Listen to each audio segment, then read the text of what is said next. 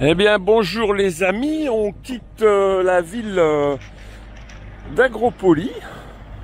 Très très jolie ville, avec une très vieille ville très très sympa. Un petit château. J'étais au mouillage devant l'avant-port en fait, pas dans le port.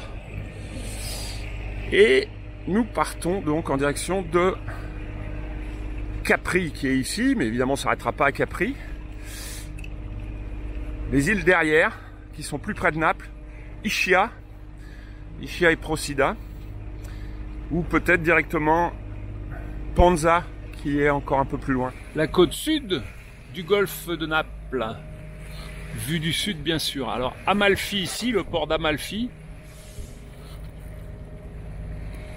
Je suis assez impressionné par le nombre de petits ferries et de bateaux taxis qui transportent des gens. L'île d'Ischia, où je vais certainement mouiller ce soir, et l'île de Capri, ici. Alors il y a aussi ce genre de bateau dans le coin, faut pas rêver.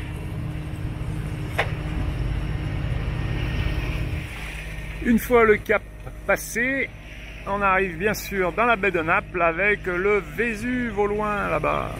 Et bien sûr Pompéi en dessous. Naples en face là-bas. La petite vidéo du mouillage de Sant'Angelo sur l'île d'Ischia. Pardon. Voilà. Là-bas on voit l'île de Capri. Superbe lever de soleil ce matin. J'ai quitté Ischia, l'île qu'on voit encore ici, là, de très bonne heure. Il y avait du vent annoncé, donc j'en profite. C'est du vent portant, c'est-à-dire qu'il vient de ici. Donc en fait c'est très agréable, le bateau file très vite. Et si je me tourne, peut-être on va le voir, peut-être pas à l'image, je sais pas. On voit Ventotene, l'île de Ventotene qui est ici, devant. Voilà. Sous voile, ça fait plaisir et ça glisse. Surtout avec ce très beau lever de soleil. Et bien donc me voilà passant l'île de Ponza. Grande île de Ponza.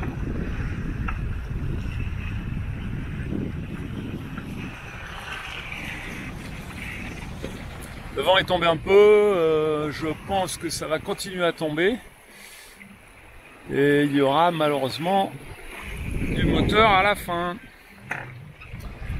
La direction de la Corse, c'est là-bas. Les traversées, c'est aussi ça parfois. Alors, c'est pas le calme plat,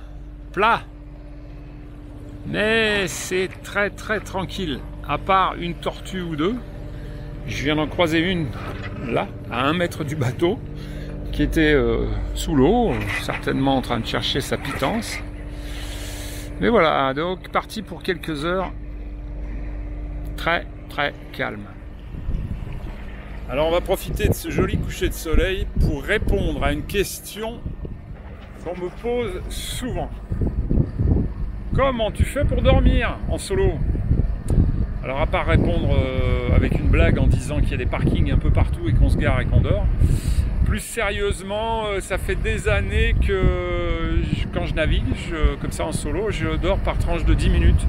C'est à peu près mon temps qui va bien.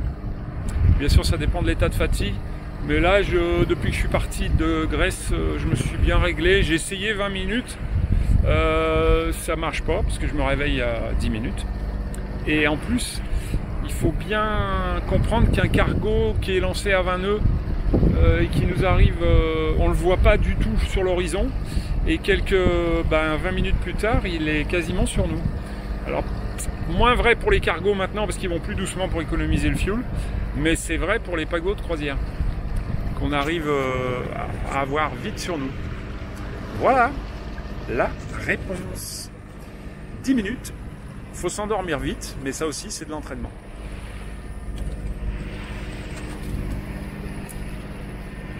Très chouette, sur une mer presque d'huile.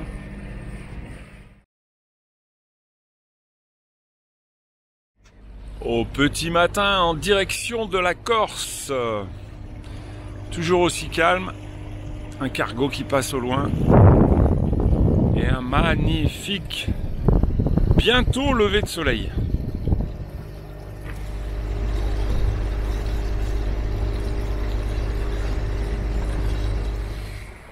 Un nouveau sous-voile avec une météo super sympa, un petit vent du sud comme annoncé par la météo autour de 11 nœuds. Le soleil un peu voilé, mais une mer très très belle. À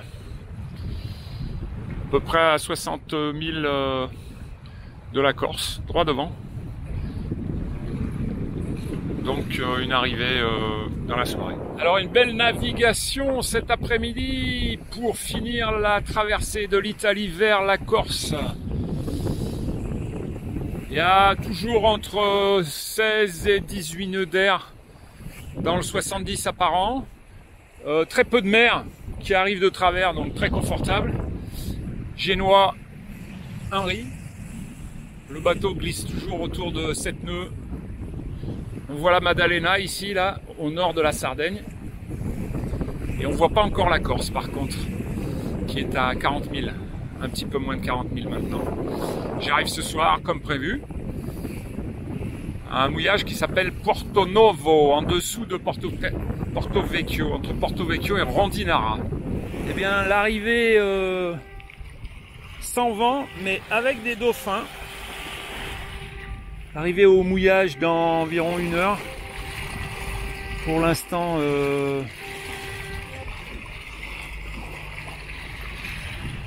les petits dauphins qui s'amusent, ça fait plaisir.